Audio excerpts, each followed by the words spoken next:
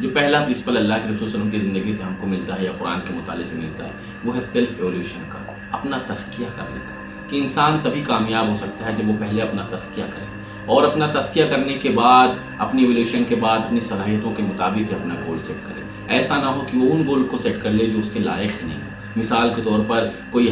بند ہاتھی جو ہے وہ پیڑ پہ چڑھنے کا اگر گول سیٹ کر لے تو اس کے لیے پاسبل نہیں۔ اس طرح سے ہر انسان کی ایک صلاحیت ہوتی ہے، وہ اپنی صلاحیتوں پر پہلے غور کرے کہ اس کی اللہ تعالیٰ نے اس کو کس چیز کے لیے بنایا ہے، اس کے اندر کیا کمیاں ہیں، کیا خوبیاں ہیں، اور ان خوبیوں کی بنیاد پر جب وہ کوئی گول سیٹ کرے گا تو اس میں کامیاب ہو جائے گا۔ مثال کے طور پہ اگر کوئی شخص چھوٹے قد کا ہے اور وہ فاسٹ بالر بننا چاہ رہا ہے تو یہ پاسبل نہیں ہے، وہ باسکٹ بال کا پلیئر بننا چاہ رہا ہے تو یہ پاسبل نہیں ہے، کیونکہ اس نے اپنا تزکیہ نہیں کیا، اپنی خوبیاں اور اپنی کمیوں پہ نظر نہیں دوڑائی۔ اکثر جنگ کے موقع پر اللہ کے وسلم نے ارشاد فرمایا کہ اس تلوار کو وہی لے جو اس کا حق ادا کر سکے۔ آپ دیکھیں کہ صحابہ اکرام کی زندگی میں اللہ کے وسلم الگ الگ مختلف صحابہ اکرام کو ان کی صلاحیت اور ان کی خوبیوں کے حساب سے ڈیوٹیز دیا کرتے تھے، ان کو کام دیا کرتے تھے۔ اس لیے پہلی کامیابی کا اصول ہے کہ ہم وہ گول بنائیں، ہم وہ اپنے لیے ٹارگٹ سیٹ کریں جس کو ہم اچیو کر سکیں۔ ایسا نہ ہو کسی دوسرے کو دیکھ کر یا کسی کی نقل کر کے یا کہیں سے موٹیویٹ ہو کر ہم اپنے لیے ایسے ٹارگٹ سیٹ کر لیں جو ہمارے لیے اچیویبل نہ ہو۔